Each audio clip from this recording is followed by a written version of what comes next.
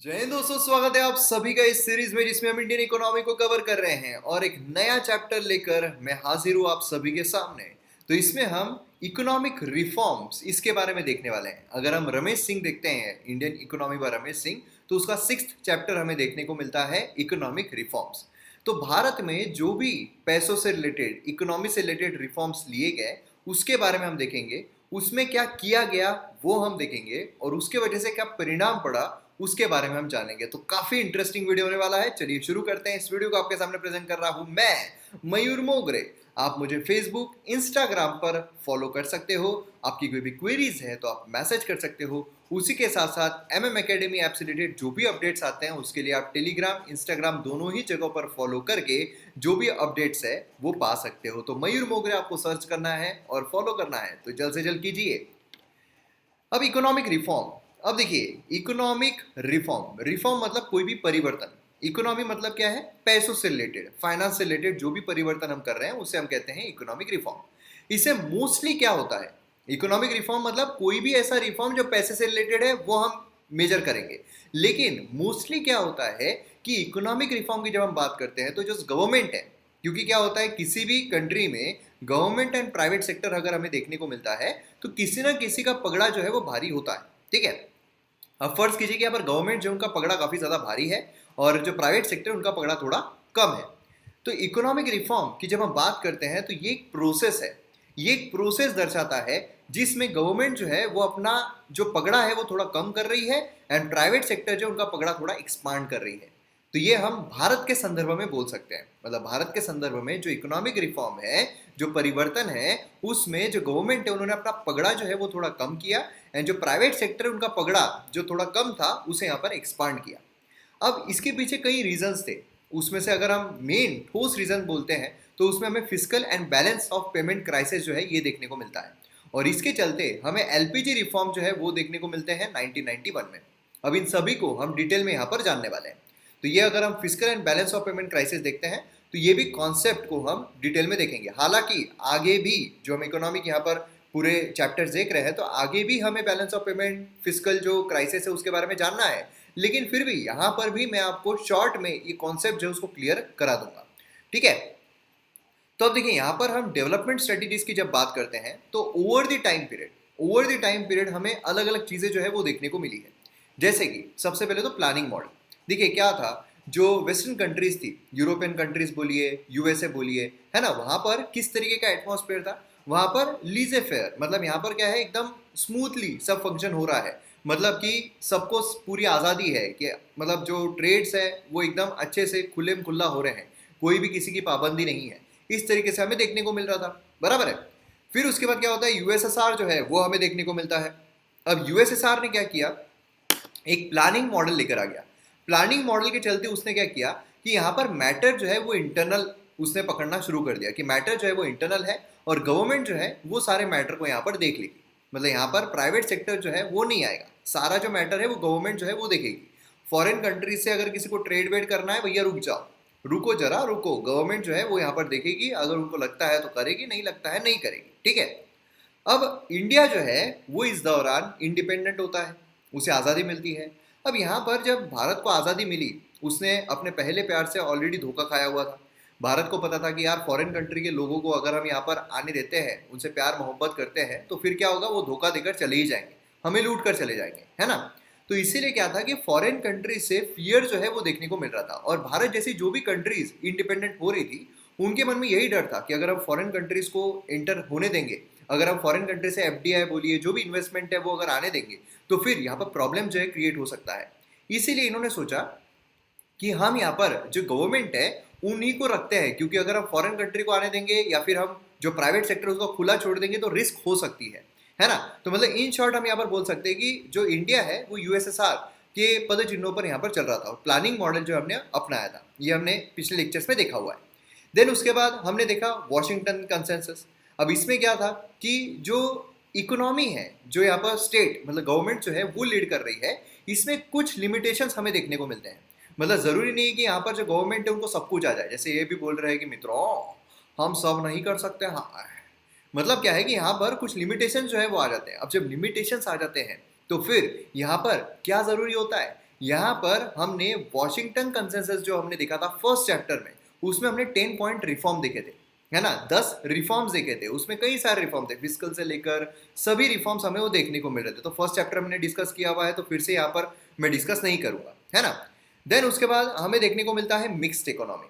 Finally हम eventually किस पर आते हैं, मिक्स्ड इकोनॉमी पर आते हैं। मिक्स्ड इकोनॉमी मतलब क्या है, देखिए जो वॉशिंगटन कंसेंसस था ये भी, और जो स्टेट लेड प्लानिंग था ये भी, जो हमें डेवलपमेंट चाहिए, जो हमें गोल चाहिए, उस पर नहीं पहुंचा पा रहे थे। मतलब दोनों में कुछ लिमिटेशन जो है वो हमें देखने को मिल रही थी, और इसी के चलते हमें यहाँ पर फाइनेंशियल क्राइसिस जो है वो भी देखने को मिल रहे थे। और इसीलिए यहाँ पर ये बोला गया कि यार मतलब सिर्फ गवर्नमेंट करे, सिर्फ प्राइवेट सेक्टर करे, इससे बेटर ये है कि हम यहाँ पर मिक्सचर लेकर आते हैं। मतलब यहाँ पर प्राइवेट सेक्टर भी रहेगा, यहाँ पर गवर्नमेंट भी रहेगी, दोनों मिलकर यहाँ पर काम करेंगे, दोनों का यहाँ पर वाइटल रोल रहेगा, तो अपने आप जो इकोनॉमी है वो आगे बढ़ेगी, है ना। यहाँ पर जैसे बोल भी रहे कि दोनों मिलकर देश चलाएंगे, ये भी बोल रहे हैं विषय है क्या, अपन चला लेंगे, कोई बात ही नहीं है ना, एक नंबर तरीके से देश को चलाएंगे। तो इस तरीके से हमें यहाँ पर देखने को मिलता है। अब हुआ क्या था कि ये जब रिफॉर्म मतलब मिक्स्ड इकोनॉमी, अब प्राइवेट को भी एंट्री देना, तो वही हो रहा था कि जो देश है उसको बेच रही है सरकार, जो देश है उसको बेच रही है, इस तरीके की जो चीज़ें हैं वो चल रही थी। और जो पब्लिक है उनमें भी डर जो है वो पैदा हो रहा था कि सही में यहाँ पर जो गवर्नमेंट है वो सब कुछ बेच रही है क्या, ये हो रहा है क्या, वो हो रहा है क्या। इस वजह से क्या हुआ कि जो गवर्नमेंट्स है वो भी काफ़ी अनस्टेबल हमें देखने को मिल रही थी, ठीक है। तो मतलब गवर्नमेंट भी ये चाह रही थी कि जैसे यहाँ पर पब्लिक बोल रही है वैसा हम चलते रहो, जैसे पब्लिक बोल रही है वैसा हम करते रहो, ठीक है। लेकिन फिर कुछ ऐसा होता है कि हमारी इकोनॉमी जो है वो तहस नहस हो जाती है। उसमें कई सारे रीजंस थे, इंक्लूडिंग पॉलिटिकल इंस्टेबिलिटी। तो फिर उसके बाद क्या होता है, हमारे पास कोई रास्ता नहीं बचता है, और फिर हम जो बाहर के ऑर्गेनाइजेशन है उसके दबाव में आकर भी हम कुछ ऐसे रिफॉर्म्स लेते हैं जिससे कि एक्चुअल में हमारी इकोनॉमी जो है वो चेंज हो जाती है, एक्चुअल में हम यहाँ पर सशक्त जो है वो बन जाते हैं। अब वो क्या होता है ये यहाँ पर हमें समझना जरूरी है। ये तो खैर ये तो हमने रिकैप जो है उसी को यहाँ पर एक बार रिवाइज कर लिया है। तो अब यहाँ पर इकोनॉमिक रिफॉर्म जो इंडिया में उसकी जरूरत क्या पड़ी, अब यहाँ पर आ रहे हैं हम मेन मुद्दे पर कि जरूरत क्या थी, क्यों हमें इकोनॉमिक रिफॉर्म करना पड़ा। चल तो रहे थे आराम से, 2 टाइम का लंच, लाइफ है टच, चल रहे थे, तो क्यों जरूरत पड़ी। यहाँ पर जरूरत थी 4 मेन चीजों की वजह से। सबसे पहली चीज तो जो अनएम्प्लॉयमेंट है काफी ज्यादा बढ़ गया था, बेरोजगारी बहुत ज्यादा बढ़ गई थी, मतलब अति हो गई थी बेरोजगारी। फिर उसके बाद प्रोडक्शन जो है काफी ज्यादा लो हो गया था। उसी के साथ साथ जो फॉरेक्स रिजर्व है वो भी हमारा कम हो गया था, मतलब जो हमारे पास फॉरेन का करेंसी रहना चाहिए वो तिजोरी भी हमारे बहुत ज़्यादा कम हो गई थी। एंड देन जो इन्फ्लेशन है, जो महंगाई है, वो भी काफ़ी ज़्यादा बढ़ गई थी। अब देखिए कितना भयानक ये सिचुएशन हो चुकी थी। एक तरफ तो अनएम्प्लॉयमेंट जो है बहुत ज़्यादा बढ़ चुकी है। अनएम्प्लॉयमेंट मतलब क्या है, लोगों के हाथों में पैसा है क्या, लोगों के हाथों में पैसा ही नहीं है। अब लोगों के हाथों में अगर पैसा नहीं रहेगा तो लोग कुछ खरीदेंगे क्या, नहीं खरीदेंगे। अब लोग अगर नहीं खरीदते हैं तो प्रोडक्शन करने का मन करेगा क्या, नहीं करेगा। तो प्रोडक्शन जो है वो भी करने का मन नहीं कर रहा था। प्लस प्लस जो हमारा फॉरेन रिजर्व है वो भी यहाँ पर कम होता जा रहा था, मतलब हमारे पास डॉलर जो है वो भी संख्या कम होती जा रही थी। अब इसके वजह से क्या हो रहा है, क्या हो सकता है, ये आगे मैं आपको एक्सप्लेन करूंगा। ये सारे कॉन्सेप्ट्स आपके क्लियर होंगे, आप बिल्कुल टेंशन मत लीजिए। सारे कॉन्सेप्ट्स एक एक करके पूरे कॉन्सेप्ट एग्जांपल के थ्रू क्लियर किए जाएंगे, यही तो हमारी खासियत है। इसीलिए तो इकोनॉमी का जो कोर्स है इसको मैं कहता हूँ जबरदस्त यूनिक कोर्स। और उसी के साथ महंगाई, महंगाई भी बढ़ रही है। मतलब सोचिए, एक तरफ तो अनएम्प्लॉयमेंट है, एक तरफ तो बेरोजगारी है, लोगों के हाथों में पैसा नहीं है खरीदने के लिए, दूसरी तरफ महंगाई जो है वो भी बढ़ती जा रही है। मतलब लोगों के लिए जो ब्रेड है वो भी एक सपना नजर आ रहा था। तो इस तरीके की चीजें जो है वो हमें देखने को मिल रही थी। इसीलिए ये समझ में आ रहा था कि भैया इकोनॉमिक रिफॉर्म जो है बहुत ज्यादा जरूरी है, ठीक है। अब यहाँ पर आप देख सकते हो कि ऐसा कहा जाता है कि हमारा जो इम्पोर्ट था, क्योंकि बहुत सारी चीज़ें क्या थी कि हमें इम्पोर्ट जो है वो करना पड़ता था, क्योंकि सारी चीज़ें तो हमारे देश में मिल नहीं सकती है, तो हमें इम्पोर्ट जो है वो करना ज़रूरी है। अब इम्पोर्ट भी जब हम करते हैं उसमें भी हमारे देश से पैसा जाता है। याद कीजिए, जब भी हम इम्पोर्ट करते हैं तब हमारे देश से पैसा जाता है, और जब भी हम एक्सपोर्ट करते हैं हमारी चीज़ बाहर की कंट्री में जाती है और हमारे पास पैसा आता है। तो ऐसा बोला जा रहा था कि उस समय पर हमारे जो इंपोर्ट बिल्स है उसको पे करने के लिए भी हमारे पास पैसे नहीं थे। मतलब सिर्फ 2 वीक्स तक का हमारे पास पैसे बचे हुए थे कि 2 वीक्स तक, सिर्फ 2 हफ्तों तक हम इंपोर्ट जो है उसको सस्टेन कर सकते थे। अब ये क्यों, इसके लिए यहाँ पर आपको ये चीज़ समझना जरूरी है कि समझ लीजिए हम यूएसए से कोई इरेजर जो है, रबर होता है ना, वो अगर इंपोर्ट कर रहे हैं। अब ये इरेजर जो है जब हमने इंपोर्ट किया तो ये क्या फ्री में हमको मिल रहा है? नहीं, इसके बदले में हमें क्या करना पड़ेगा, पैसे देना पड़ेगा। अभी जो पैसे हैं हम क्या रुपये में देंगे? अगर समझ लीजिए डोनाल्ड ट्रंप है, ठीक है, या बिडेन है, अगर उसने हमको ये इरेजर बेचा तो क्या हम उसको रुपये में देंगे? वो तो बोलेगा यार ये तो हमारे लिए कग्गद है, हाँ we want dollars, we want dollars. तो यहाँ पर बेसिकली उनको डॉलर्स में देना पड़ेगा। मतलब क्या है कि हमारे यहाँ पर जो तिजोरी है, इस तिजोरी में जो डॉलर्स रखे हुए हैं इसमें से डॉलर्स निकाल कर फिर यहाँ पर ट्रम्प बोलिए बिडेन बोलिए उनको यहाँ पर देना पड़ेगा। तो इससे हमें ये पता चलता है कि जब भी हम इंपोर्ट करते हैं, मतलब हमारे तिजोरी में जो डॉलर्स रखे हुए हैं, डॉलर्स मतलब क्या, फॉरेन रिजर्व जो रखे हुए हैं, वो क्या होते हैं, वो कम होते जाते हैं। और हमारे पास सिर्फ 2 हफ्तों का ही फॉरेन रिजर्व जो है वो रखा हुआ था। मतलब सिर्फ 2 हफ्तों तक ही हम जो इंपोर्ट है वो सस्टेन कर सकते थे, उसके बाद हम इंपोर्ट जो है वो भी नहीं कर सकते थे। इतनी बुरी हालत जो है वो हमारी हो चुकी थी। उसी के साथ इन्फ्लेशन बहुत ज़्यादा बढ़ रहा था। मतलब 1991-92 अगर आप देखोगे तो 13.7 डबल डिजिट इन्फ्लेशन हमें देखने को मिल रहा था। वही अगर हम बात करते हैं यहाँ पर 88, 90, 6 to 7%, मतलब सोचिए महंगाई जो है कितनी ज़्यादा बढ़ गई थी। और जब महंगाई बढ़ जाती है लोगों की परचेसिंग पावर कम हो जाती है, लोग खरीद नहीं पाते हैं, है ना। समझ लीजिए कि आज जो है वो ब्रेड का पैकेट जो है वो 10 रुपये का अगर आता है और अगर 100 लोगों के पास 10-10 रुपये है तो मतलब 100 लोग खरीद पाएंगे। लेकिन यही ब्रेड का पैकेट जो है वो समझ लीजिए अगर 15 रुपये का हो जाता है तो यहाँ पर ये 100 लोग खरीद पाएंगे क्या? नहीं खरीद पाएंगे। लोगों की परचेसिंग पावर जो है वो कम हो जाती है। ये एक बहुत बड़ा मुद्दा जो है वो हमें देखने को मिल रहा था। उसी के साथ साथ जो हमारा rate of growth of GDP है ये भी कंटिन्यूअसली नीचे आ रहा था, कंटिन्यूअसली नीचे आ रहा था। आप देख सकते हो कितना नीचे हमारा जो जीडीपी ग्रोथ रेट है वो हमें देखने को मिल रहा था। मतलब एक तरफ हम ये बोल सकते हैं कि इकोनॉमी जो है वो पूरी खत्म होने में आ गई थी, खत्म होने के कगार पर आ गई थी, है ना। अब यहाँ पर fiscal and balance of payment crisis हमें देखने को मिल रहे थे। अब फिस्कल क्राइसिस मतलब क्या है? सबसे पहले तो हमें समझना पड़ेगा फिस्कल डेफिसिट मतलब क्या है। अब अगर आपने बजट जो है वो कभी आपने बजट जो है उसका वीडियो देखा होगा या फिर बजट जो है वो आपने कभी न्यूज़ में जब बजट पेश होता है उस टाइम पर अगर कभी आपने देखा होगा तो ये वर्ड आपने कई बार सुना होगा, फिस्कल, फिस्कल डेफिसिट। ये बेसिकली होता क्या है? देखिए गवर्नमेंट जो है, गवर्नमेंट क्या करती है, जो अमीर लोग हैं उनसे टैक्स के रूप में, ठीक है, पैसा जो है वो इकट्ठा करती है। अलग अलग जरिए होते हैं, corporate tax, income tax, GST, मतलब direct tax, indirect tax, non tax receipts. तो गवर्नमेंट के पास क्या होता है कि ये सारी चीज़ों से पैसा जो है वो आता है। देन उसके बाद ये जो पैसा सरकार के पास आया है इससे वो क्या करती है, क्या करती है, गरीबों में बांटती है। बांटती है बाबा, बांटती है, सही में झूठ थोड़ी बोल रहा हूँ मैं।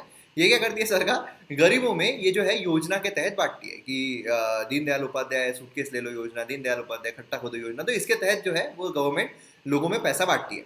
अब जब लोगों में पैसा बांटती है तो मोस्टली होता क्या है, हमारी गवर्नमेंट का जो हाल है वो इस तरीके का होता है, आमदनी अट्टनी खर्चा रुपया। मतलब जो है वो पैसा जो आ रहा है ये कम आ रहा है, लेकिन जो जा रहा है ये ज़्यादा जा रहा है। मतलब समझ लीजिए यहाँ पर टैक्स के रूप में जो पैसा है वो 100 रुपये आ रहे हैं, फॉर एग्जाम्पल 100 रुपये आ रहे हैं, तो यहाँ पर सरकार जो है वो 200 रुपये खर्च कर रही है। समझ रहे हो, इनकम आ रही है 100 एंड जा रही है 200। तो अब आपके मन में सवाल आ रहा होगा कि सर जब आ रहे हैं 100, जा कैसे रहे हैं 200?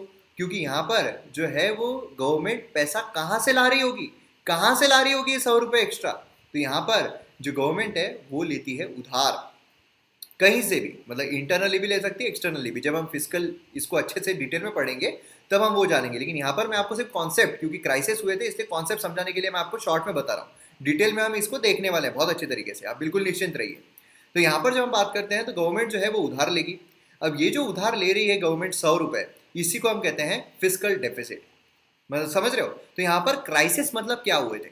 क्राइसिस मतलब ये हुआ था कि गवर्नमेंट के पास बहुत ज़्यादा उधार चढ़ गया था। क्योंकि गवर्नमेंट को सोचिए ना, अनएम्प्लॉयमेंट है ना, बेरोजगारी बहुत ज़्यादा बढ़ रही थी। बेरोजगारी जब बढ़ रही है तो गवर्नमेंट के पास पैसा आएगा क्या? इनकम टैक्स से बोलिए, कॉर्पोरेट टैक्स से बोलिए, जीएसटी, मतलब उस टाइम पे जीएसटी तो था नहीं, लेकिन जो इनडायरेक्ट टैक्सेस है उससे बोलिए, तो गवर्नमेंट के पास पैसे आ रहे होंगे क्या? नहीं आ रहे होंगे। तो गवर्नमेंट के पास पैसे आ नहीं रहे हैं, लेकिन अनएम्प्लॉयमेंट इतनी ज़्यादा बढ़ गई है, बेरोजगारी इतनी ज़्यादा बढ़ रही है कि वेलफेयर स्कीम्स में सरकार को बहुत ज़्यादा खर्च करना पड़ रहा है कि ले लो बाबा, ले लो, अमीर हो जाओ योजना, ये हो जाओ योजना, ये वो हो जाओ योजना। सरकार को बार बार बार बार खर्च करना पड़ रहा है। तो मतलब आमदनी बहुत कम हो गई थी, खर्चा बहुत ज़्यादा बढ़ चुका था। तो ये चीज़ हमें देखने को मिली थी। मतलब सरकार क्या करेगी, सरकार को उधार लेना पड़ रहा था, और सरकार का जो उधार है वो बहुत ज़्यादा बढ़ चुका था, और इसी को हम कहते हैं फिस्कल क्राइसिस। फिस्कल क्राइसिस जो है वो हमें देखने को मिल रहे थे। समझ में आ रहा है? अब यहाँ पर ये जो चीज़ है कि सरकार के पास कितना पैसा आया है, सरकार कहाँ खर्च कर रही है, ये बेसिकली बजट जो है ये हमें प्रोवाइड करता है transaction between government and citizens, है ना? मतलब गवर्नमेंट और सिटीजन्स के बीच में कैसा लेन देन हो रहा है, ये एक बजट हमें बताता है, बराबर? इसको हम कहते हैं बजट। ठीक है, अब ये मैं क्यों बता रहा हूँ, जब हम बैलेंस ऑफ पेमेंट देखेंगे उस टाइम पे मैं आपको बताऊंगा। समझ में आ रहा है? अब यहाँ पर आप देख सकते हो कि हमारे देश में बहुत बुरी अवस्था हो गई थी। मतलब सोचिए कि सरकार को बहुत ज़्यादा खर्च करना पड़ रहा था। खर्च कहाँ पर? बहुत सारी जगहों पर, लोगों के वेलफेयर में, क्योंकि पॉवर्टी जो है बहुत ज़्यादा बढ़ रही थी, अनएम्प्लॉयमेंट जो है वो बहुत ज़्यादा बढ़ रहा था। तो इसको सस्टेन करने के लिए, इसको कम करने के लिए गवर्नमेंट को वेलफेयर के लिए बहुत ज़्यादा खर्च करना पड़ रहा था। इवन उस टाइम पर बहुत ज़्यादा वॉर जो है वो भी देखने को मिले, तो डिफेंस जो है उस पर भी बहुत ज़्यादा खर्च करना पड़ रहा था। प्लस एजुकेशन जो है, क्योंकि लिटरेसी रेट बढ़ा था, एजुकेशन पर भी खर्च करना था। हेल्थ केयर जो उस पर भी खर्च करना था। मतलब गवर्नमेंट की इनकम कम हो गई थी, लेकिन एक्सपेंडिचर बहुत ज़्यादा बढ़ गए थे। मतलब यहाँ पर आप देख सकते हो कि जो एक्सपेंडिचर है वो यहाँ पर इतना रहने के बजाय और बहुत ज़्यादा बढ़ गए थे, और जो इनकम है वो बहुत ज़्यादा कम हो गई थी। और इसी को जो एक्स्ट्रा यहाँ पर उधार लिया गया है, इसी को हम क्या कहते हैं? डेफिसिट। इसी को हम कहते हैं फिस्कल डेफिसिट, जो उधार लिया जा रहा है। और यही चीज़ बहुत हानिकारक जो है वो साबित हुई। उसी तरीके से अब यहाँ पर आप देख सकते हो कि गवर्नमेंट ऑफ इंडिया जो यहाँ पर ट्रांजैक्शन हो रहा था सिटीजन एंड गवर्नमेंट के बीच में, तो ये किस तरीके से इतना बड़ा रुख ले लेता है। मतलब यहाँ पर आप देख सकते हो कि 1980 में 85 50%, ठीक है, 1880 टू 85 में 50% एक्सटर्नल फाइनेंसिंग जो है उसकी यहाँ पर जरूरत पड़ रही थी। समझ रहे हो? मतलब कितना ज्यादा उधार जो है वो लेना पड़ रहा था। प्लस यहाँ पर मिड 1980s अगर हम देखते हैं तो यहाँ पर भी आप देख सकते हो कि कमर्शियल बैंक जो है उन पर ज्यादा रिलाय करना पड़ता है। 91 92 अगर आप देखोगे, एक्सटर्नल डेब्ट जो है ये कंप्लीटली डोमिनेट हो रहा था। कंप्लीटली डोमिनेट जो है वो हमें देखने को मिल रहा था। समझ में आ रहा है? तो ये सबसे बड़ा समस्या जो है वो निकल कर आ रही थी। यहाँ पर हमने देख लिया फिस्कल के बारे में, है ना? फिस्कल के बारे में देख लिया। फिस्कल मतलब गवर्नमेंट एंड सिटीजन के बीच का ट्रांजैक्शन। अब बैलेंस ऑफ पेमेंट क्राइसिस जो है वो भी हमें देखने को मिल रहे थे। बैलेंस ऑफ पेमेंट क्या दर्शाता है? बैलेंस ऑफ पेमेंट जो है वो हमें दर्शाता है क्या? तो एक देश और दूसरे देश के बीच का ट्रांजैक्शन। मतलब बेसिकली अगर हम टेक्निकल पॉइंट ऑफ व्यू से देखते हैं तो जो रेसिडेंट है और जो नॉन रेसिडेंट है, इनके बीच में जो ट्रांजैक्शन होता है वो यहाँ पर बैलेंस ऑफ पेमेंट जो है उसमें गिना जाता है। फिस्कल में हमें बजट जो होता है उसमें सिटीजन एंड गवर्नमेंट के बीच का ट्रांजैक्शन देखने को मिलता है। बैलेंस ऑफ पेमेंट अगर हम देखते हैं तो उसमें रेसिडेंट एंड नॉन रेसिडेंट के बीच का ट्रांजैक्शन देखने को मिलता है। तो टेक्निकल अगर हम डेफिनेशन देखते हैं तो systematic record, balance of payment क्या है? सिस्टमेटिक रिकॉर्ड है of transactions between resident and non resident of a country for a specific time is called balance of payment. समझ में आ रहा है? इसको मैं फिर से बोल रहा हूँ, ये डिटेल में सारे जो कॉन्सेप्ट्स हैं हम देखने वाले हैं। यहाँ पर ये टर्मिनोलॉजीज जो है ये आ रही है, ये क्राइसिस। अगर मैं आपको यहाँ पर ये बता दूँ कि हम आगे आने वाले चैप्टर्स में balance of payment fiscal crisis जो है उसके बारे में देखने वाले हैं, तो अभी सिर्फ आप ये नाम याद रखो, तो आपको फिर आगे की लिंक ही नहीं लगेगी। आगे आपको समझ में नहीं आएगा कि यार क्या हुआ था, एक्चुअल में क्या प्रॉब्लम थी। क्योंकि समस्याएं समझ में आए तभी तो निवारण समझ में आएगा, है ना? प्रॉब्लम समझ में आएगी तभी तो सोल्यूशन समझ में आएगा।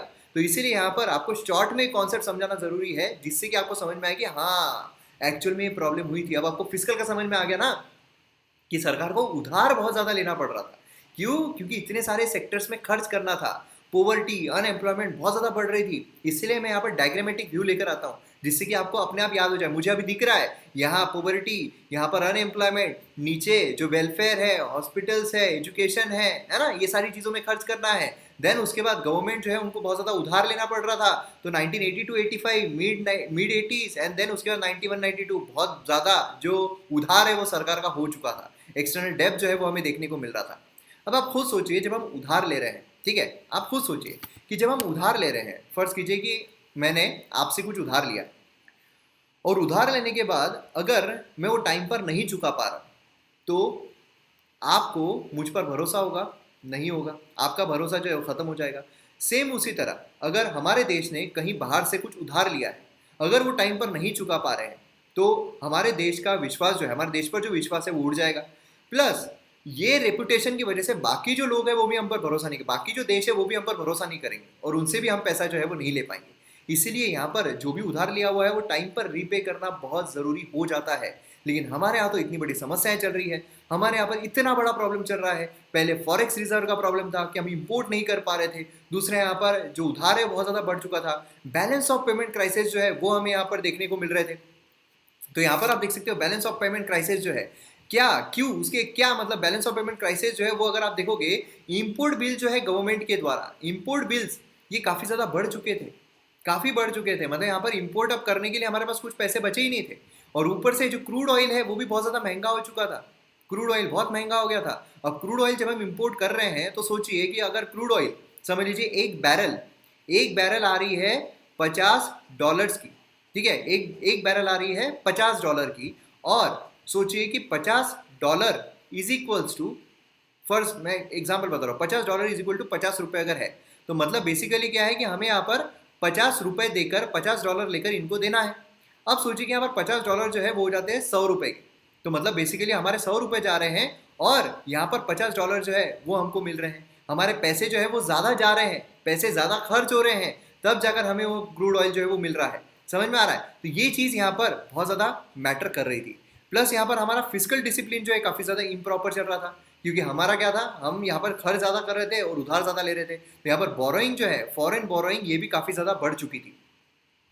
इंटरनेशनल बिजनेस में जो हमारा कॉन्फिडेंस है वो लूज होता जा रहा था कि रीपे जो है इंडिया फिर से रीपे कर पाएगा या नहीं, इंडिया जो है फिर से पे कर पाएगा नहीं, जो भी उसने उधार लिया है फिर से दे पाएगा नहीं, ये कॉन्फिडेंस काफी लूज होता जाता है। एंड प्लस पॉलिटिकल इंस्टेबिलिटी जो है वो भी ज्यादा देखने को मिल रही थी। आप सभी को पता है कि यहाँ पर असैसिनेशन जो है वो भी हो रहा था।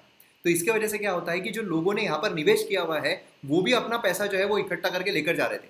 मतलब सोचिए कि अगर एंजेलिना जोली ने इंडिया में इन्वेस्ट की है, निवेश की है, तो किस में करेगी, रूपी में निवेश करेगी, बराबर है, रूपी में निवेश होगा ना यहाँ पर, तो अपने साथ डॉलर लेकर आ रही है, देन वो उसको रूपी में कन्वर्ट कर रही है और यहाँ पर निवेश कर रही है। लेकिन जब वो अपना निवेश किया हुआ पैसा लेकर जा रही है वापिस, तो वो रूपी में लेकर जाएगी क्या, नहीं, डॉलर्स में। तो मतलब जब वो वापिस लेकर जा रही है तो डॉलर में कन्वर्ट करके लेके जाएगी। डॉलर में कन्वर्ट करके लेके जाने के लिए हमारी तिजोरी में तो पहले ही डॉलर कम थे, और ये लेकर जा रहे हैं, तो और हमारे फॉरेक्स रिजर्व पर दबाव बढ़ रहा था और हमारे लिए प्रॉब्लम क्रिएट हो रहे। तो बैलेंस ऑफ पेमेंट क्राइसिस बहुत पूरी तरीके से हो चुके थे। इसलिए यहाँ पर कुछ न कुछ अलग करने की, कुछ न कुछ रिफॉर्म लाने की बहुत ज़्यादा ज़रूरत जो है वो महसूस हो रही थी। और बहुत सारे लोग, बहुत सारे एक्सपर्ट जो है पहले से ही बोल रहे थे कि हमारे यहाँ पर जो प्राइवेट लोग हैं उनको यहाँ पर छूट देनी चाहिए, जो प्राइवेट लोग हैं उनको यहाँ पर आज़ादी देनी चाहिए जिससे कि वो फ्रीली ट्रेड कर सके। लेकिन वो इम्प्लीमेंट नहीं किया जाता वही चीज़, क्योंकि जो लोग हैं, जो लोग थे हमारे देश के, वो यही सोच रहे थे कि अगर प्राइवेट सेक्टर को ये लोग पूरी छूट दे देते हैं, मतलब हमारे देश को ये लोग बेच रहे हैं, है ना, हमारे देश को ये लोग बेच रहे हैं, तो मतलब बात ये है कि यहाँ पर ये नहीं होना चाहिए। और जितनी भी गवर्नमेंट्स उस टाइम पर थी वो पब्लिक ओपिनियन पर ज़्यादा रिलाई कर रही थी। क्यों?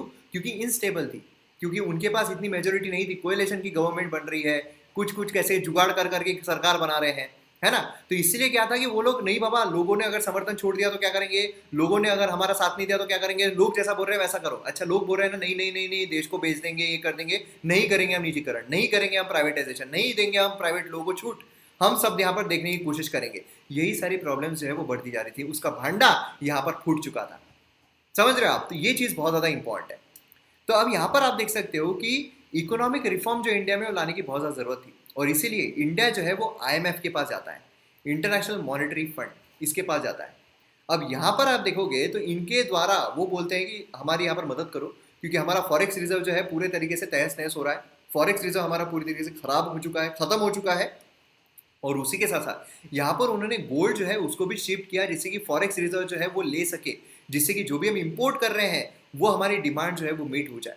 समझ रहे हो आप? मतलब होता है ना, घर में अगर हमारे घर पे पैसे खत्म हो जाए तो मतलब और बहुत ज़्यादा ज़रूरत पड़े तो माँ जो है अपने जेवरात बेच कर हमारे लिए पैसा जो है वो लेकर आती है। उसी तरीके से यहाँ पर भी वैसा ही सिनारियो जो है वो हमें देखने को मिल रहा था। अब यहाँ पर क्या होता है, आईएमएफ जो है वो तैयार हो जाता है, एक खुशी की लहर, आईएमएफ तैयार हो जाता है। आईएमएफ बोलता है ठीक है, हम तुम्हारी मदद करने के लिए तैयार हैं, हम तुम्हारी मदद करेंगे, जो भी पहाड़, समस्याओं का पहाड़ तुम पर टूटा है उसके लिए हम तुम्हारी यहाँ पर सहायता करेंगे। लेकिन एक शर्त है, शर्त वो रख देते हैं। शर्त क्या रखते हैं कि यहाँ पर पैसा जो है हम तुमको देंगे, जो भी तुम्हारा रिक्वायरमेंट है वो हम करेंगे, लेकिन हमारे तरफ से जो रिफॉर्म्स हम बोलेंगे वो तुमको एक्सेप्ट करना पड़ेगा, जो भी हम रिफॉर्म्स बताएंगे वो तुमको एक्सेप्ट करना पड़ेगा। अब ये रिफॉर्म्स कौन से थे, कौन कौन सी कंडीशंस यहाँ पर आईएमएफ के द्वारा रखी गई थी? 4 कंडीशंस देखने को मिलती है प्रोमिनेंटली। 4 कंडीशंस कौन सी?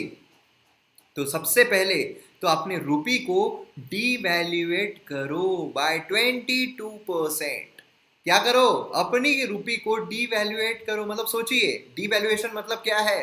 डीवैल्यूएशन का मतलब है कि अगर $1 इज इक्वल्स टू 50 रुपीज है, ठीक है, $1 इज इक्वल्स टू 50 रुपी है, तो $1 डीवैल्यूएट करना मतलब इसको 70 रुपी कर देना। अब आप सोचोगे यार ये क्यों बोल दिया इन्होंने, मतलब हमारे डीवैल्यूएट करने में क्या मतलब है? ये तो हमारे देश की इज्जत के खिलाफ होना चाहिए। ये $1 इज इक्वल टू 70 रुपए क्यों करेंगे हम? क्यों हमारे रुपए को नीचे गिराएंगे? है ना, ये आपके मन में आ रहा होगा। लेकिन अभी मैं आपको ये चीज एक्सप्लेन कर देता हूँ। देखिए क्या होता है यहाँ पर, जो करेंसी है, ठीक है, करेंसी जो होती है उसको अगर हम डीवैल्यूएट करते हैं तो उसका परिणाम एक्सपोर्ट्स पर क्या होता है? देखिए हमारा क्या है, हमारा इंपोर्ट जो है, इंपोर्ट बिल खत्म हो रहा था, बराबर है, मतलब इंपोर्ट सस्टेन नहीं कर पा रहे थे। लेकिन अगर हम एक्सपोर्ट करते हैं, क्योंकि जब हम इंपोर्ट करते हैं हमारे पास से पैसा जाता है, लेकिन जब हम एक्सपोर्ट करते हैं तो हमारे पास पैसा आता है। मतलब हमें एक्सपोर्ट को बढ़ाना था, एक्सपोर्ट को बढ़ावा देना था, और एक्सपोर्ट को जब बढ़ावा देना है करेंसी का बहुत इंपॉर्टेंट रोल होता है। कैसे कैसे यहाँ पर आप देखिए, यहाँ पर आप देख सकते हो कि $1 इज इक्वल्स टू 50 रुपीज है, ठीक है, हम कंसिडर कर रहे हैं $1 इज इक्वल्स टू 50 रुपीज है। अब यहाँ पर समझ लीजिए कि अंबानी ने एक इरेजर जो है वो बनाया। अब ये जो इरेजर है इसकी कीमत फर्ज कीजिए कि उन्होंने रख दी है इंडिया में 50 रुपीज, 50 रुपए इस रबर की इरेजर की कीमत है। मतलब यूएसए में अगर उसको बेचते हैं तो यूएसए में वो कितने बेचा जाएगा? $1 में बेचा जाएगा, बराबर है। कितने बेचा जाएगा? $1 में बेचा जाएगा। मतलब फॉरेन कंट्री में उन्होंने समझी कि $1 जो है उसकी कीमत रखी है अंबानी ने, ठीक है। अब क्या होता है कि यहाँ पर जो हमारी करेंसी डीवैल्यूएट हो जाती है, हमारी करेंसी डीवैल्यूएट होकर कितनी हो जाती है? $1 इज इक्वल्स टू 100 रुपए हो जाती है। अब यहाँ पर जब अंबानी ने $1 उसकी कीमत रखी है, तो अगर समझ लीजिए एंजिना जोली है वो अगर ये रबर इरेजर खरीदती है तो ये अंबानी को पे कितना करेगी? पे करेगी यहाँ पर 50 रुपीज, बराबर है, क्योंकि $1 इज इक्वल टू 50 रुपये था, तो 50 रुपीज जो है वो पे करेगी। लेकिन अब यहाँ पर करेंसी डीवैल्यूएट हो गई है, करेंसी यहाँ पर फिसल गई है, $1 इज इक्वल टू 100 रुपये हो गया है। तो अब यहाँ पर क्या होगा? अब यहाँ पर जो एंजेला जोली है उनके द्वारा, वो तो एंजेला जोली तो $1 ही पे करेगी अंबानी को, लेकिन अंबानी को मिलेंगे कितने?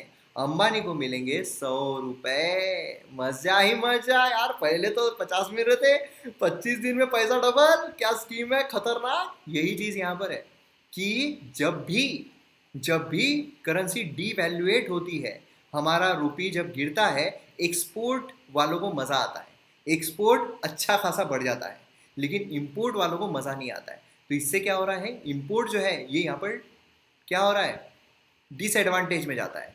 क्योंकि बट ऑब्वियसली जब हम इंपोर्ट कर रहे हैं, ठीक है, अगर किसी चीज़ की कीमत $1 है, ठीक है, अब समझ लीजिए ये रबर जो है अंबानी इंपोर्ट कर रहे हैं और ये इरेजर जो है इसकी कीमत है $1, तो पहले अंबानी को कितने देना पड़ता था? 50 रुपये देना पड़ता था, लेकिन अब यहाँ पर 100 रुपये देना पड़ेगा, बराबर है। तो मतलब इसका नुकसान हो रहा है। तो जब भी करेंसी डीवैल्यूएट होती है तो इंपोर्टर को मजा नहीं आता है, एक्सपोर्टर को मजा आता है, मतलब हमारे एक्सपोर्ट जो है वो बढ़ जाते हैं।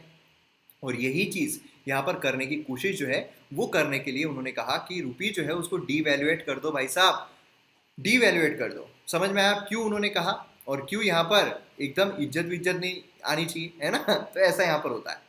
दूसरा यहाँ पर इन्होंने कहा कि हमारा जो पीक इंपोर्ट टैरिफ है उसको रिड्यूस कर दो। मतलब हमारे यहाँ पर इंपोर्ट टैरिफ जो 130% दिख रहा था, 30% यहाँ पर कर दो, जिससे क्या होगी, हमारा ट्रेड जो है वो सुधर जाए, बाकी कंट्रीज के साथ हमारा ट्रेड जो है वो बढ़ जाए।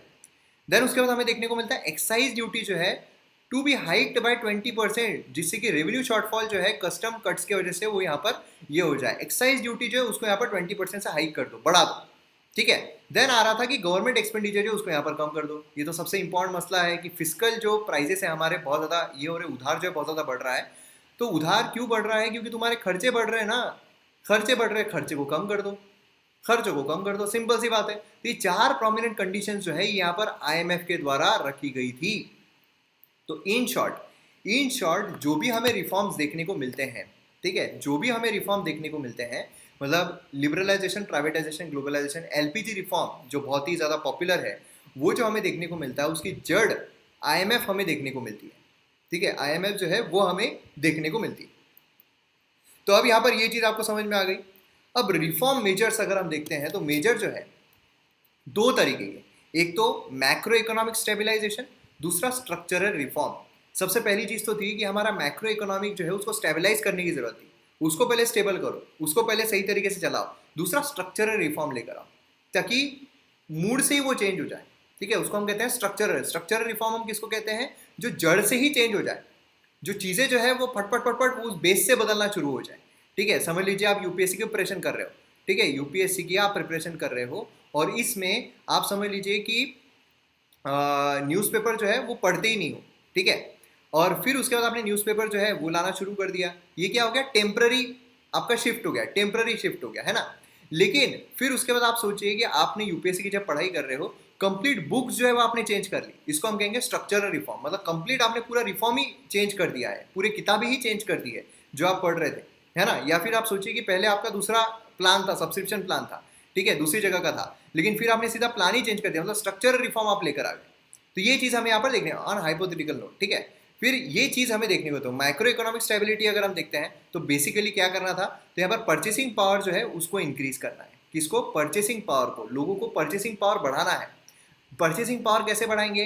परचेसिंग पावर हम बढ़ा सकते हैं एम्प्लॉयमेंट जनरेट करके, है ना। लोगों के हाथों में पैसा आएगा तो ही लोगों की परचेसिंग पावर बढ़ेगी, तो ही लोग खरीदेंगे। लोग खरीदेंगे तो क्या होगा? डिमांड जो है वो बूस्ट होगी। सोचिए कि अगर यहाँ पर 100 लोगों के पास 1-1 करोड़ रुपए हैं, तो सभी लोग जो है वो आईफोन तो खरीदने जाएंगे ही, एटलीस्ट सभी लोग आईफोन खरीदने जाएंगे, तो आईफोन की डिमांड बढ़ेगी या नहीं बढ़ेगी? बिल्कुल बढ़ेगी। तो यहाँ पर बेसिकली क्या है कि परचेसिंग पावर जो है उसको यहाँ पर इंक्रीज करो, जिससे कि डिमांड जो है वो बूस्ट हो जाए, जिससे प्रोडक्शन जो है वो बढ़े। प्रोडक्शन बढ़ेगा तो अपने आप सारी चीजें जो है वो अपने लाइन में खड़ी होती रहेगी, बराबर है। देन यहाँ पर स्ट्रक्चरल रिफॉर्म। स्ट्रक्चरल रिफॉर्म में अगर हम देखते हैं तो एग्रीगेट सप्लाई जो है गुड्स एंड सर्विसेज का, उसको बूस्ट करो। मतलब यहाँ पर एक तो हमें डिमांड जो है उसको बूस्ट करना ही है, प्लस यहाँ पर सप्लाई जो है उसको भी बूस्ट करना है, प्रोडक्शन जो है उसको इंक्रीज कर देना है, जिससे क्या होगा? अपने आप जो चीजें हैं वो लाइन में लग जाएगी।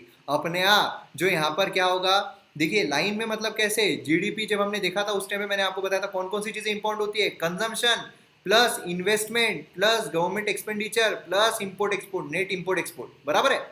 तो अब सोचिए कि परचेसिंग पावर जब लोगों की बढ़ रही है तो मतलब कंजम्पशन जो है वो यहाँ पर बढ़ रहा है, बराबर है।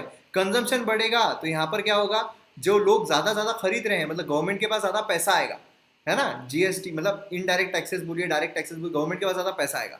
गवर्नमेंट के पास पैसा आएगा तो क्या होगा? गवर्नमेंट एक्सपेंडिचर भी इंक्रीज हो जाएगा। अब यहाँ पर गवर्नमेंट एक्सपेंडिचर इंक्रीज हो रहा है, मतलब जो देश है वो अच्छा परफॉर्म कर रहा है, तो लोग जो है वो भी इन्वेस्टमेंट करेंगे, इन्वेस्टमेंट बढ़ेगा। इंपोर्ट एक्सपोर्ट जो है उसमें भी हमारा एक्सपोर्ट जो है वो राइज होगा। समझ रहे हो आप? तो बेसिकली हम यहाँ पर जो supply of goods and services है उसको बढ़ाकर हम एक्सपोर्ट भी बढ़ा सकते हैं, जो डिमांड है उसको भी बूस्ट कर सकते हैं। तो सारी चीज़ें हम यहाँ पर लाइन में ला सकते हैं। अब यहाँ पर जो रिफॉर्म्स है उसको हम ब्रीफली डिवाइड कर सकते हैं इन सारी चीज़ों में। सबसे पहले तो फिजिकल करेक्शन, है ना, सबसे इंपॉर्टेंट चीज़ था, क्योंकि जो गवर्नमेंट है उन्होंने इतना उधार ले लिया था कि अब गवर्नमेंट को यहाँ पर फिजिकल करेक्शन करने की बहुत ज़्यादा आवश्यकता थी, ज़रूरत थी। तो गवर्नमेंट ने क्या किया? यहाँ पर अपना एक्सपेंडिचर जो है वो कम करने की कोशिश की कि यार अब एक्सपेंडिचर जो है वो हम कम कर देंगे, एक्सपेंडिचर को हम नहीं बढ़ाएंगे, जिससे हम क्या कर सकते हैं? उधारी को कम कर सकते हैं, जिससे कि लोगों में कॉन्फिडेंस बढ़ जाए। ट्रेड पॉलिसी रिफॉर्म, रूपी को डिवैल्यूएट करना। रूपी को हम डिवैल्यूएट करेंगे तो हमारे एक्सपोर्ट को हम इंक्रीज करेंगे, इंपोर्ट को थोड़ा हम क्या करेंगे? डिसएडवांटेज में लेकर जाएंगे। देन यहाँ पर इंडस्ट्रियल पॉलिसी रिफॉर्म क्या था? इंस्पेक्टर राज। क्या हो रहा है कि हर दुकानों पर हम इंस्पेक्टर को भेज रहे हैं कि देख लो वो बराबर कानूनी तौर पर काम कर रहा है नहीं। इंस्पेक्टर राज बढ़ रहा है, इंस्पेक्टर राज बढ़ रहा है, करप्शन बढ़ रहा है, क्योंकि इंस्पेक्टर तो वहां जाके क्या लेगा? वही पत्ती दो तो देख लेंगे, पत्ती मतलब चाय वाली नहीं, गांधी वाली पत्ती, तो वो दो देख लेंगे, तुमने नहीं किया फिर भी हम मैटर सॉल्व कर लेंगे, मैटर इंटरनल है, हल हो जाएगा, है ना। तो यहाँ पर इंस्पेक्टर राज है उसको एबॉलिश कर देना। Then public sector reform, FDI liberalisation, foreign direct investment liberalisation. चलो भैया आने दो लोगों को। अब जो समझ लीजिए पहले अगर यहाँ पर एंजॉय जोली को आने के लिए काफ़ी ज़्यादा मशक्क़त करनी पड़ती थी कि इससे परमिशन लो, उससे परमिशन लो, उसके पास जाओ, इसके पास जाओ, सारी चीज़ें करो। अब यहाँ पर क्या है? उन्होंने सब लिबरलाइज कर दिया, छूट दे दी कि अब आराम से आप एक ही जगह पर सब कुछ पूरा आपका जो डॉक्यूमेंटेशन है वो करके आप यहाँ पर फॉरेन डायरेक्ट इन्वेस्टमेंट ला सकते हो, आप यहाँ पर आपका निवेश जो है वो कर सकते हो।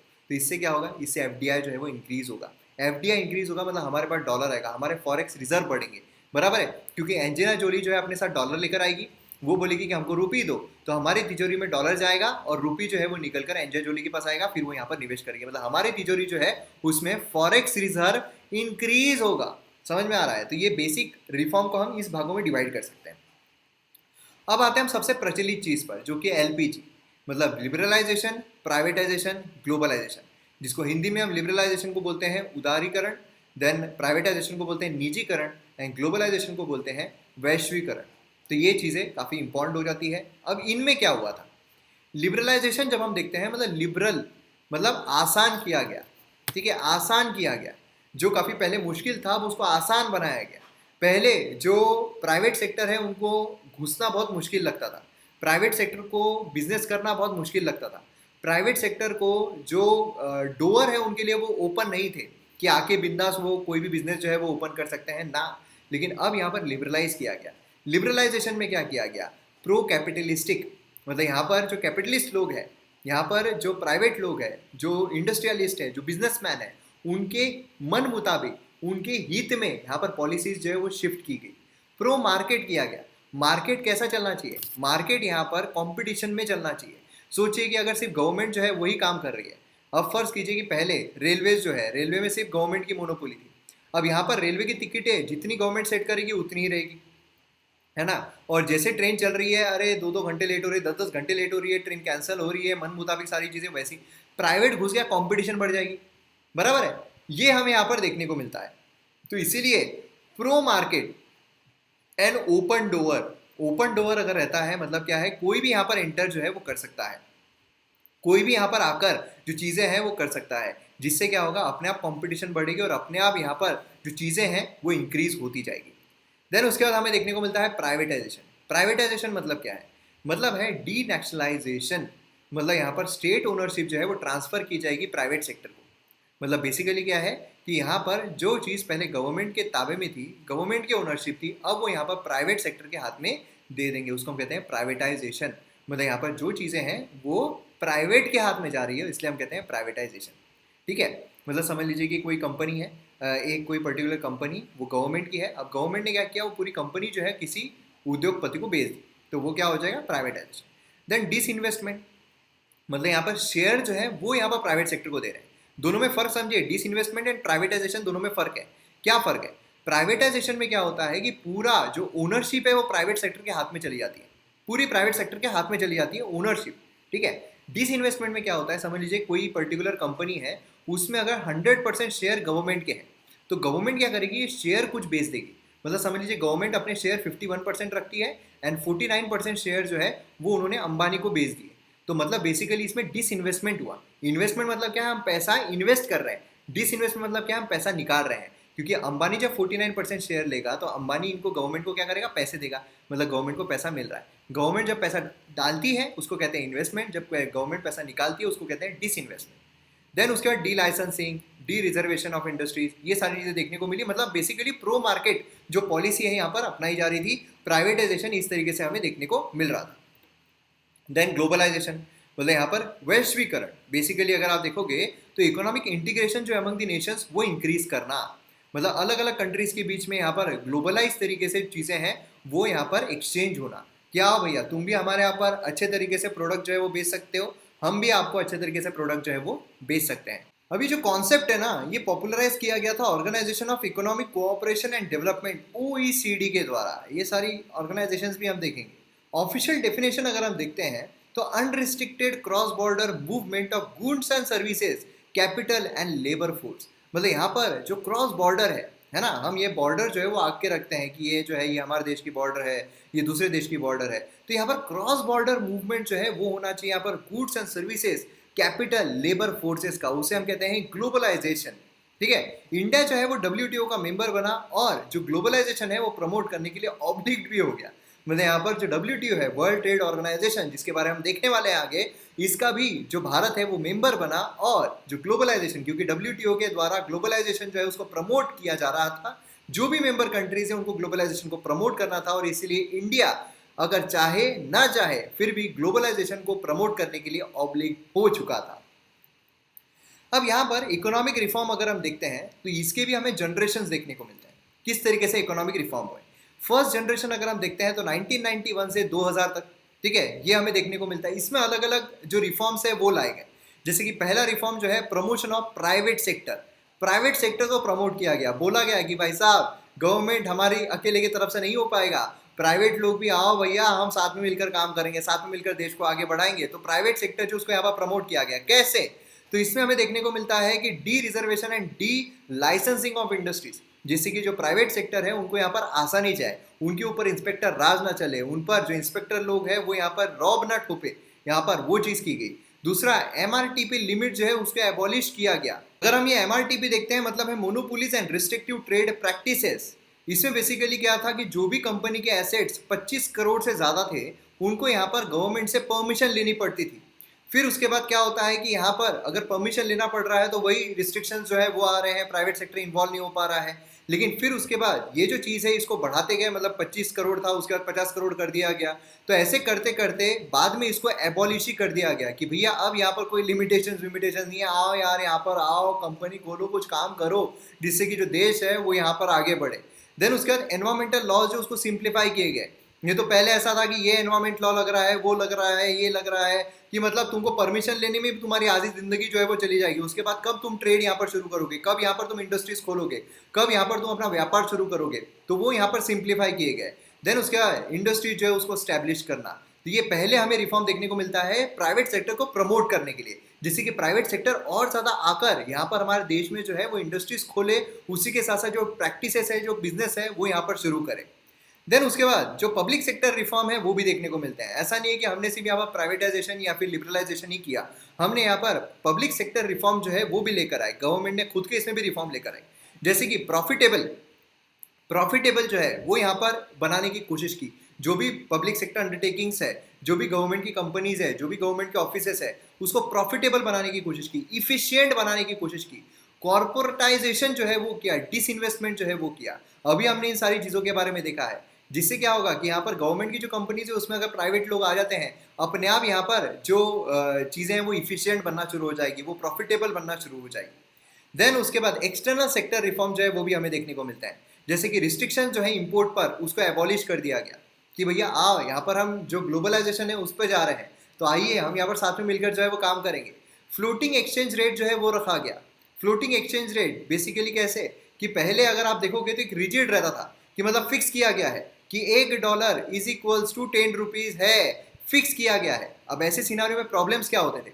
प्रॉब्लम देखिए क्या हो सकते थे कि अगर $1 इज इक्वल टू 10 रुपीज है, ठीक है, तो लोग जो है, लोगों को अगर यूएसए जाना है वहां पर, तो लोग क्या करेंगे, लोग आएंगे, बोलेंगे कि रिजर्व बैंक ऑफ इंडिया के पास, बोलेंगे यार हमको डॉलर्स दो, हम तुमको यहाँ पर 10 रुपये दे रहे हैं, हमको एक $1 दो। रिजर्व बैंक बोलेगा ठीक है ले लो। लेकिन फिर उसके बाद समझिए कि अगर यूएसए में बिडेन जो है वो अगर अपना शो ऑर्गेनाइज करता है और वो बोलता है कि ये शो जो भी देखने के लिए आएगा तो मैं उनको सूटकेस से भर भर के डॉलर्स दूंगा, तो यहाँ पर इंडियंस जो है वो बहुत ही अति उत्साहित हो गए। इंडियंस ने बोला चलो भैया एक योजना निकाली है यूएसए ने कि सूटकेस लेके भागो योजना, तो हम वहाँ पर जाना है। तो मतलब 100 लोग, 200 लोग, 500 लोग, करोड़ों लोग जो है वो यहाँ पर आ जाएंगे कि हमको यहाँ पर डॉलर चाहिए, हमको डॉलर चाहिए। डॉलर्स की डिमांड जो है बहुत ज़्यादा बढ़ जाएगी, है ना, डॉलर की डिमांड बहुत ज़्यादा बढ़ जाएगी। अब यहाँ पर 10 रुपये में खरीदेंगे और ज़्यादा प्रॉब्लम्स हो जाएगी।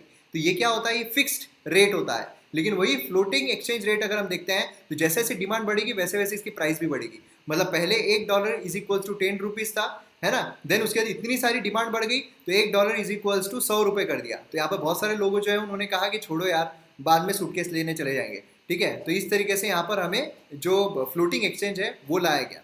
देन उसके बाद फुल करंट अकाउंट कन्वर्टिबिलिटी जो है वो लाई गई, फुल करंट अकाउंट कन्वर्टिबिलिटी। अब ये सारे जो कॉन्सेप्ट्स हैं ये हम आगे और देखने ही वाले हैं, इसलिए आपको निश्चिंत रहना है। जो भी हम यहाँ पर देख रहे हैं, जो कॉन्सेप्ट देख रहे हैं, वो फिर से हम अच्छी तरीके से देखने वाले हैं, ठीक है। यहाँ पर आपको सिर्फ शॉर्ट में समझ में आ जाए कि क्या एक्चुअल में रिफॉर्म था, इसलिए मैं आपको शॉर्ट में यहाँ पर बता रहा हूँ।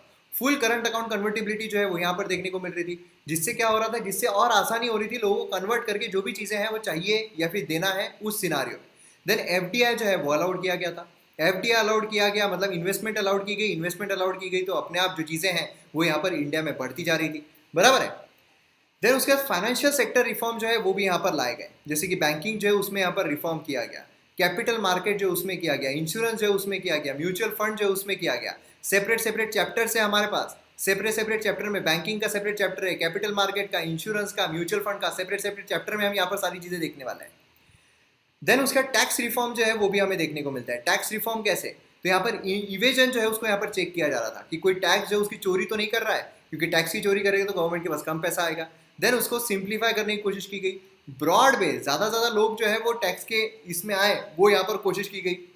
जो भी कॉन्फ्लिक्ट आते हैं उसका क्विक रिजोल्यूशन, जो भी प्रॉब्लम्स आती है उसका क्विक रिजोल्यूशन अगर मिल जाता है तो ज़्यादा बेटर रहता है ना। तो ये यहाँ पर हमें देखने को मिला। फिर 2001 में हमें सेकेंड जनरेशन जो है वो देखने को मिलता है। इसमें रिफॉर्म्स अगर हम देखते हैं तो फैक्टर मार्केट रिफॉर्म हमें देखने को मिलता है। मतलब इसमें बेसिकली अगर आप देखोगे तो एडमिनिस्ट्रेटिव प्राइस मैकेनिज्म जो है उसको डिसमेंटल किया गया। नहीं तो कैसा था पता है क्या, पहले पहले ऐसा था कि गवर्नमेंट जो है वो प्राइजेस फिक्स करेगी, ठीक है, गवर्नमेंट जो है वो प्राइजेस फिक्स करेगी और उस हिसाब से चीज़ें हैं वो चलेगी। लेकिन फिर उसको डिसमेंटल जो है वो करने की कोशिश की जा रही थी, क्योंकि फिर प्राइवेट सेक्टर मोटिवेट क्यों होगा, है ना। आज भी हम देखते हैं कि एसेंशियल कमोडिटीज एक्ट, उसके तहत बहुत सारी चीज़ों पर गवर्नमेंट जो है वो खुद यहाँ पर एक प्राइस लगा देती है कि इससे ज़्यादा प्राइजेस जो है वो नहीं जानी चाहिए। इससे क्या होता है, प्राइवेट सेक्टर जो डिमोटिवेट हो जाता है कि हमको प्रॉफिट चाहिए, और जब हमें मौका मिल रहा है कि हम प्राइजेस बढ़ा सकते हैं तो क्यों नहीं बढ़ाए। ये यहाँ पर चीज़ें हमें देखने को मिलती है, तो ये यहाँ पर किया गया। देन उसके बाद पब्लिक सेक्टर रिफॉर्म में हमें ग्रेटर फंक्शनल ऑटोनॉमी जो है वो देखने को मिली, डिसइन्वेस्टमेंट जो है वो देखने को मिला, फर्दर डिसइन्वेस्टमेंट। देन उसके बाद हमें गवर्नमेंट इंस्टीट्यूशन जो उसमें भी रिफॉर्म देखने को मिला। जैसे कि गवर्नमेंट जो है वो पहले कंट्रोलर हुआ करता था कि सब कुछ कंट्रोल कर रहा है, उसके बाद वो फैसिलिटेटर बना कि जो भी आपको चीज़ें चाहिए हम यहाँ पर फैसिलिटी आपको देने को तैयार है, आप प्लीज़ आइए, आप यहाँ पर करिए, हमें बहुत अच्छा लगेगा। तो मतलब कंट्रोलर से फैसिलिटेटर जो है उसकी तरफ यहाँ पर जो गवर्नमेंट है वो बढ़ रही थी। देन लीगल सेक्टर रिफॉर्म, यहाँ पर आउटडेटेड लॉज जो थे, आईपीसी के जो फालतू के सेक्शन थे उनको यहाँ पर एबोलिश कर दिया गया, खत्म कर दिया गया, जिससे कि लीगल सेक्टर जो है उसमें भी यहाँ पर रिफॉर्म जो है वो देखने को मिला। उसी के साथ साथ क्रिटिकल एरियाज जो थे, क्रिटिकल एरियाज मतलब जैसे एग्रीकल्चर हो गया, उसको एग्रीकल्चर, हेल्थ, एजुकेशन, इसको क्रिटिकल एरियाज कहा गया है। इसमें भी हमें रिफॉर्म जो है वो देखने को मिले, ठीक है। यहाँ पर आप देख सकते हो कि कॉर्पोरेट फार्मिंग जो है वो यहाँ पर लाई गई, जिसमें फार्मिंग में भी यहाँ पर अगर प्राइवेट लोग आते हैं तो उससे क्या होगा, मैकेनाइजेशन जो है वो इंक्रीज होगा। उसमें अगर जो रेवेन्यू है वो आता है तो मतलब यहाँ पर जो फर्टिलाइजर्स है वो अपग्रेडेड लेवल के रहेंगे, जो प्रोडक्शन है वो अच्छा खासा होगा। देन उसके बाद एग्रीकल्चर में research, irrigation, inclusive education and health, ये सारी चीज़ें हमें यहाँ पर देखने को मिल रही थी। अदर इंपॉर्टेंट एरियाज अगर हम देखते हैं तो स्टेट का जो रोल है रिफॉर्म में वो यहाँ पर फिजिकल कंसोलिडेशन, जो उधार लिए जा रहा था उसको कंट्रोल किया गया। ग्रेटर टैक्स डिवोल्यूशन जो है स्टेट्स को जो राज्य सरकारें हैं उनको क्या पावर कब मिलती है, जब उनके पास ज़्यादा पैसा आता है, बराबर है। तो सेंटर की तरफ से उनको ज़्यादा पैसा दिया जा रहा था, जिससे क्या होता है वो भी सशक्त हो रहे थे कि जो भी चीज़ें उनको करनी है वो कर पा रहे थे। सोशल सेक्टर जो उस पर भी यहाँ पर फोकस किया जा रहा था। देन उसका थर्ड जनरेशन देखने को मिलता है, इसमें हमें लॉन्चिंग ऑफ 10th प्लान वो देखने को मिलता है। फुल्ली फंक्शनल पंचायती राज, मतलब जो लोकल बॉडीज थी वो भी यहाँ पर फुल्ली फंक्शनल हो चुकी थी, जिससे कि यहाँ पर ग्रास रूट लेवल पर भी जो बेनिफिट है वो पहुँच सके, निचले स्तर पर भी बेनिफिट जो है वो पहुँच सके, एकदम गाँव में बैठा हुआ इंसान जो है उसको भी यहाँ पर फायदा मिल सके। इंक्लूसिव ग्रोथ एंड डेवलपमेंट जो है वो यहाँ पर हमें देखने को मिले। इंक्लूसिव ग्रोथ याद है ना, लास्ट चैप्टर में हमने इंक्लूसिव ग्रोथ के बारे में देखा है, तो ये चीज़ें हमें यहाँ पर थर्ड जनरेशन में देखने को मिल रही थी। अब देखिए फोर्थ जनरेशन जो है ऑफिशियल जनरेशन इसको नहीं माना जाता है, ऑफिशियली 3 ही जनरेशन माने जाते हैं, लेकिन अर्ली 2002 में कुछ एक्सपर्ट जो उन्होंने इस जनरेशन को कॉइन किया कि ये फोर्थ जनरेशन है, जिसमें इंफॉर्मेशन टेक्नोलॉजी अनेबल्ड जो चीज़ें हैं वो आ रही थी, मतलब जिसमें AI जो है वो यहाँ पर बाहर निकल कर आ रहा था। तो ये फोर्थ जनरेशन जो है ये भी यहाँ पर बोला जाता है, ऑफिशियल तौर पर नहीं लेकिन बोला जाता है। तो इस तरीके से हमारा इकोनॉमिक रिफॉर्म जो है ये भी चैप्टर यहाँ पर खत्म होता है। मैं उम्मीद करता हूँ आपको बहुत अच्छी तरीके से यहाँ पर चीज़ें हैं वो समझी होगी, और इसी तरीके से हमारा इकोनॉमी जो कोर्स है वो आगे बढ़ता रहेगा, और एक से बढ़कर एक आपको जो चीज़ें हैं वो देखने को मिलेगी। अगला चैप्टर जो है वो इन्फ्लेशन, सारी चीज़ें इन्फ्लेशन के अराउंड जो है वो रिवॉल्व होगी। अभी जो हमने इस चैप्टर में पढ़ा था, जैसे मैंने आपको कहा कि हर एक जो पॉइंट है, जो भी यहाँ पर चीज़ें ली गई है, जो भी रीजंस थे, जो भी चीज़ें लाई गई रिफॉर्म के तौर पर, सभी इस पर हमें सेपरेट चैप्टर्स देखने को मिल रहे हैं। तो इसीलिए मैंने आपको यहाँ पर जो शॉर्ट में कॉन्सेप्ट समझाए हैं वो डिटेल में हम कॉन्सेप्ट देखेंगे। जो मैंने आपको इन्फ्लेशन का मुद्दा बताया था कि इन्फ्लेशन हमारे यहाँ पर बहुत ज़्यादा था, डबल डिजिट में हमें देखने को मिल रहा था। अब हम यहाँ पर इन्फ्लेशन किस किस प्रकार के होते हैं, इन्फ्लेशन की वजह से प्रॉब्लम्स क्या होते हैं, ये सारी चीज़ों को समझेंगे, जिससे कि प्रीलिम्स बोलिए मेंस बोलिए, दोनों पर्सपेक्टिव से आपका जो इकोनॉमी है वो ज़बरदस्त कड़ाल तरीके का हो जाएगा। तो अगर आपको वीडियोस पसंद आते हैं तो दूसरों को भी रिकमेंड जरूर कीजिए। मिलते हैं अगले वीडियो में। जय हिंद।